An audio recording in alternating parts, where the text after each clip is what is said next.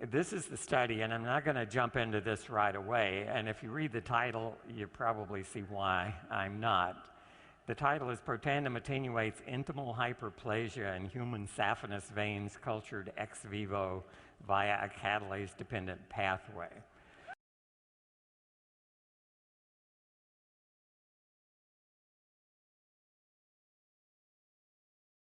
So that's the progression of atherosclerosis. And we've talked before about how oxidative stress is involved in the early part of that process. But it's also involved in the later part of the process, and that's where this Ohio State study comes in. So let's assume, again going from left to right here, that oxidative stress leads to atherosclerosis. It's a slow process, 30 or 40 years developing. An alarming part of this is that atherosclerosis begins with something called fatty streaks in the wall of an artery. They're now being seen in children as young as 10 or 12 years old. So they can begin in the first decade of life. It's a process that builds and builds, and by the time a person reaches 40, 50, 60 years of age, there's almost certainly evidence of atherosclerosis, probably in everybody in this room. It's a time bomb. And lifestyle can help prevent it. Good diet, exercise, all the things you hear about can help slow it down. And it doesn't have to be the thing that does you in the end, but it's a process. It's like if you build a new house, 20 years later, the pipes will be rusty and there will be some corrosion and deposits. It might be still fully functional, but that happens. All right, so if atherosclerosis leads to partial or complete blockage of arteries, you go to a doctor either for a checkup or because you're having chest pains or for one reason or another. And if it's bad enough, there are 3 common surgical interventions that can occur. One is a coronary artery bypass. And again, I think you all have heard about people who have that. It's extraordinarily common surgery these days. Another procedure done by cardiologists without so much invasive surgery is angioplasty, and that's threading a balloon into that blocked artery, inflating the balloon. You can open it up. These days, initially it was just the balloon, and it was found out, sure, you can stretch that artery open if it's clogged by plaque, but within a month or two, it starts to close down again, not surprisingly. Now, what's done is a stent is inserted, so I'll tell you about that and show you some pictures of a metal stent that, once the artery is opened up, can help keep it open. It also has consequences and has medical problems produced by the surgery itself. And finally, carotid endarterectomy refers to the carotid arteries, big arteries in your neck that take the blood supply to your brain. Very important arteries, obviously. They too get clogged with plaque. And so you may know family members or relatives or friends who've had carotid endarterectomy. What the surgeon does there is he literally temporarily bypasses the clogged part, opens it up, and just scrapes out the gunk. And I'll show you a disturbing picture of that later on as well. All right, all 3 of these procedures have failure rates. They're not complete permanent solutions to the problem. And if you look at the 10-year failure rate, 10 years is a long time for a surgical procedure to improve your quality of life.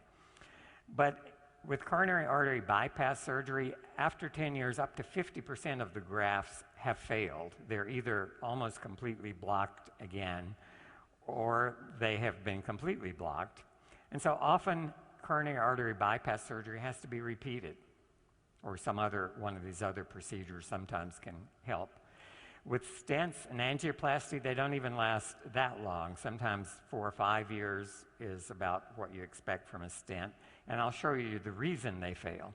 And the same with carotid endarterectomy, a little better result there, maybe 30% failure rate after 10 years. But what we want to look at is what causes that failure rate, and it's our old nemesis, oxidative stress, again.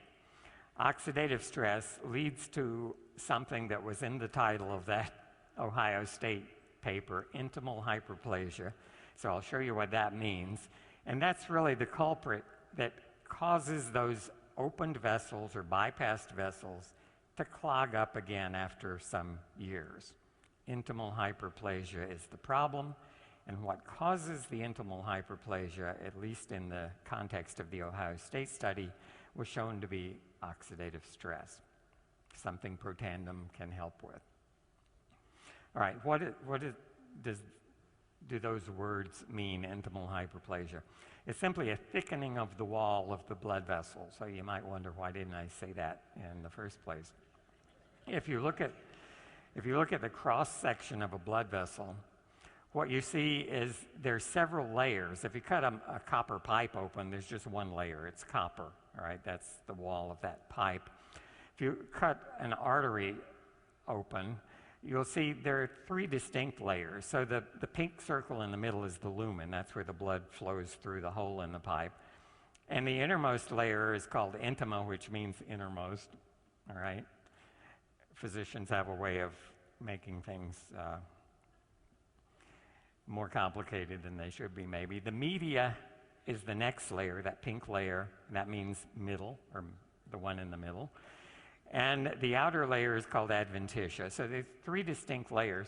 What happens when the intima proliferates? If that middle layer, those cells start to divide, what happens is that inner part of the lining gets thicker and thicker and thicker. And here you see it protruding into the lumen. If this happened all around, the lumen would get smaller and smaller and smaller. The media also gets thicker, and cells in the medium, largely smooth muscle cells, and some of those will migrate into the intima. So you get this thickening of the wall that can occlude a vessel. Intimal hyperplasia, this wall thickening, is an iatrogenic condition. What that means, you may go to your doctor for some procedure, you go back a month later for a follow-up, and he may say something like, well, you have an iatrogenic infection. And you're probably thinking, oh no, an iatrogenic infection. What that means is he caused it, okay? Not intentionally, it may have just been accidental, but iatrogenic means physician-induced. And Dan Royal can probably tell you there are lots of those things that are physician-induced because a lot of the procedures have consequences. And intimal hyperplasia is one of those consequences. So it's not done on purpose, and it doesn't require a malpractice attorney or anything like that. But it is caused by the procedure. All right, here are actual arteries. The upper picture is a cross-section through a saphenous vein. This one is from a pig. And you see those, it looks very much like the little diagram I showed you. So there's a big opening in the middle, that's the lumen. There's a dark intimal layer, a lighter colored media layer, and an adventitia around it. So that's a healthy vein on top. No intimal hyperplasia, a thin lining. And that vein normally lives in an environment where the oxygen concentration, that's what PO2 means, is about 25 torr. That's how we measure oxygen. So the oxygen level here is 25. That vein deals with taking used blood back to the heart. That's why it's got low oxygen content. But the vein is built to live in that environment. The vein at the bottom is same vein, saphenous vein from the same animal.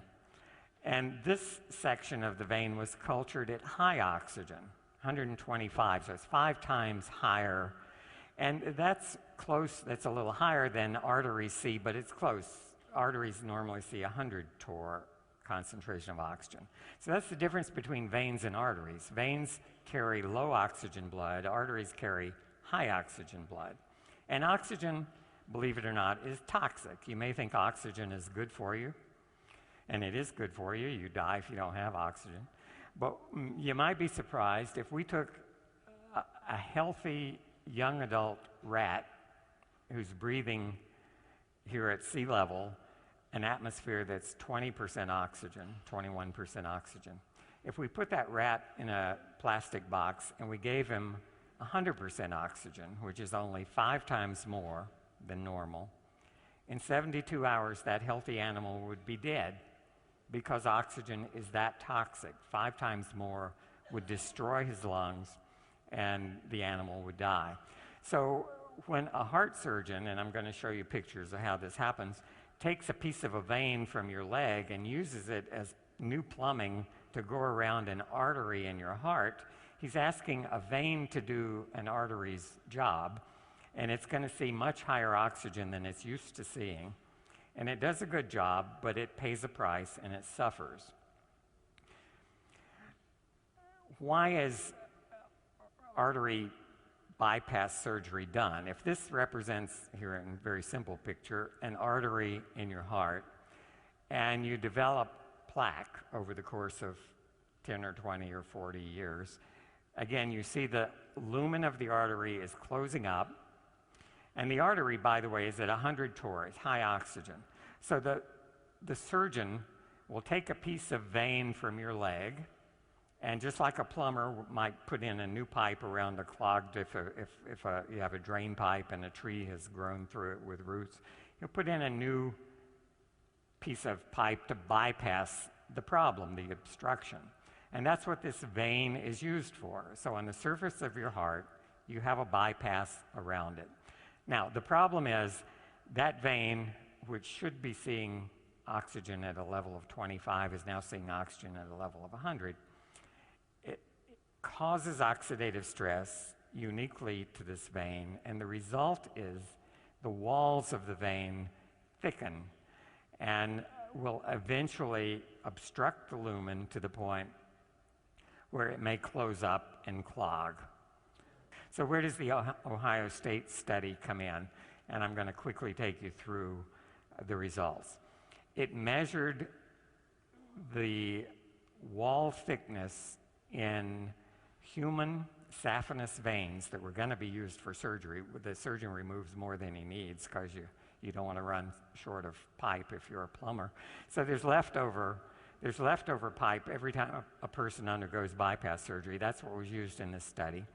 They were incubated either at low oxygen, and that's described here as the freshly isolated. They don't change if they're incubated in low oxygen, or at high oxygen. And after 2 weeks incubated, where the only variable really is high oxygen, you get intimal hyperplasia, you get wall thickening. So this was done outside living people in a laboratory model. And so the blue bar is where the intimal thickness should be if you're looking at the A panel. The red bar is after 2 weeks at high oxygen and the wall has already thickened several fold. And the green bar is the same kind of a culture, except Protandim has been added to the culture medium. And so even in high oxygen, the Protandim treated veins have avoided intimal hyperplasia. The walls have not thickened. They're staying at the same thickness as in freshly isolated healthy vein. Here we're measuring the intima in panel A, the media, the next layer in panel B, and what you can see is with Protandim in the diagram on the right, the intima and the media layers are still thin. There's a big opening in this pipe. It's conducting lots of blood. The bottom picture is what happens if the thickening occurs, the red bars, and you can see that the area, a cross-sectional area, is reduced maybe by 80% in that diagram. So very little blood is now able to get through. So Protandim has blocked this process that's really the bane of cardiac surgeons, because they can do their surgery just fine, but it's the consequences, even years, begin sometimes weeks or months. But if you look at the number of cells that are actively dividing, again, freshly isolated healthy vein, very few dividing cells. Incubated in oxygen, where it's going to see it if it becomes an artery or a replacement for an artery, a lot of dividing cells. That's required for that wall to thicken. It takes more cells. They're multiplying or getting thicker and thicker. Protandim, the right bar, completely blocks that intimal thickening. If we measure free radical production in these veins, A, B, and C are again fresh vein. B is cultured at high oxygen, and C is high oxygen with Protandim. And what we're looking for is the red fluorescent stain. So you can see in the red one, in the A panel, very little evidence of free radical production. B, a lot of it. And C, incubated with Protandim for the 2-week period back to the A levels. So it's blocking free radical production by scavenging those radicals. They're quantified in the bars on the right, so in the color code is the same. Blue is healthy, red, high oxygen, green, high oxygen with Protandim. So again, we see the protection. This is looking at lipid peroxidation marker. This one is very closely related to T-bars, which was in our original study. It's a specific component of T-bars, 4-HNE. And again, look at the level of 4-HNE in the blue bar. That's healthy. High oxygen, but with Protandim, it's even lower this time than the blue bar. It's better than new. It's better than the freshly isolated vein. But without Protandim at high oxygen, you can see a lot of this lipid peroxidation product, maybe 5 times more. And why is the vein protected with Protandim? Again, it's the same old story you've heard about in other studies. 3 important antioxidant enzymes have been sharply upregulated. Again, the blue bar is normal, healthy vein, incubated at high oxygen. The cells haven't induced the enzyme to protect them, but if we add Protandim, the green bar, all 3 of these enzymes are dramatically induced to provide the protection that you saw in the previous slide. So the conclusions are that the saphenous veins used in arterial bypass surgery suffer from oxidative stress, and that's no big surprise due to the higher concentration of oxygen in the arterial blood that they're now asked to carry. As a consequence of the oxidative stress, intimal hyperplasia or thickening of the wall occurs, and that can eventually lead to reblockage or restenosis. You may have heard that term used. Restenosis simply means that what was blocked and opened up is now reblocked. And the important part for us, Protandim prevented this wall thickening in saphenous veins cultured at high oxygen, suggesting that NERV2 activation may extend the life of arterialized veins in vivo. And I want to show, kind of out of time, but I want to mention angioplasty very quickly. This is a blocked artery, and you see it longitudinally and in cross-section with a big yellow plaque that's occluding part of the lumen. Here, a catheter has been threaded into up through the aorta and into the coronary arteries. And this is a very thin-looking wire, but it has an inflatable balloon on the end. And outside the balloon is a little collapsed wire cylinder. This is like if you took a piece of chicken wire and made a cylinder, you could compress it down into a very thin rod. And if you inflate the balloon that's inside, you can expand that cylinder. So that's what the surgeon does. He locates this where the plaque is, inflates the balloon, and you can see that wire mesh cylinder now being inflated, expanded, and that holds the vessel open. Without that wire stent, that's what a stent is. Without the stent, the vessel would collapse when you deflated the balloon, or at least largely. And so here, after you expand the wire mesh, you deflate the balloon, pull it out, and now you've got an artery in the picture on the right in cross-section that has a wire cage holding that plaque against the wall, making sure there's a big lumen. The unfortunate part is this is 6 months later. These are from pigs, and on the left you see a lumen that is wide open, and those little black dots are actually the wires in cross-section of this stent that's been expanded. So you can see it holding that vessel open. If you come back and look at another pig with another stent, but after 6 months, look at the difference. You can see that light pink tissue labeled intimal hyperplasia. That's a proliferation of cells that in only 6 months has closed that lumen down probably 80%. And that's the iatrogenic problem. It was created by placing the stent. The stent did a great job initially, but this is a problem with, and this is a bare metal stent. One of the ways medical device companies have responded to this is many stents are now coated. They're called drug-eluting stents or coated stents, and they have time-release chemicals that inhibit intimal hyperplasia on the metal frame itself. That lasts for a while, and it improves things maybe for a year or two, but not for the really long haul. So intimal hyperplasia is a real problem. Finally, this is carotid endarterectomy, the other procedure. This is the big arteries in the neck. And this is an actual picture of what a frequent location for the plaque develop is a fork in the road. So this carotid artery has a branch in the side of your neck. And that's where plaque often develops. This is what it looks like if the surgeon opens that artery. It looks like a big chunk of a cheeseburger caught in there.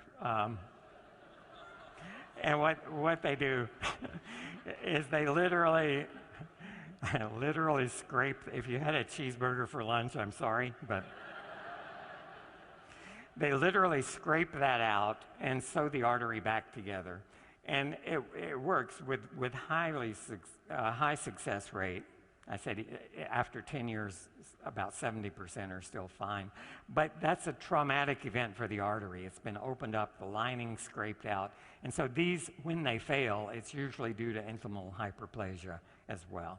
And so finally, whoops, I thought there was one more slide, but maybe not. The implication is that 1.5 million people a year undergo this procedure. And that's a huge number of people who have processes going on that are almost surely going to lead to failures of these carotid arteries, bypass surgeries, the angioplasty, the coronary artery endarterectomy, a big market for something that can help prevent intimal hyperplasia. And I think you're connected with a product that might be really useful to do exactly that. So sorry for overtime. Thank you very much. On the handle making weird side times, things I've never seen before.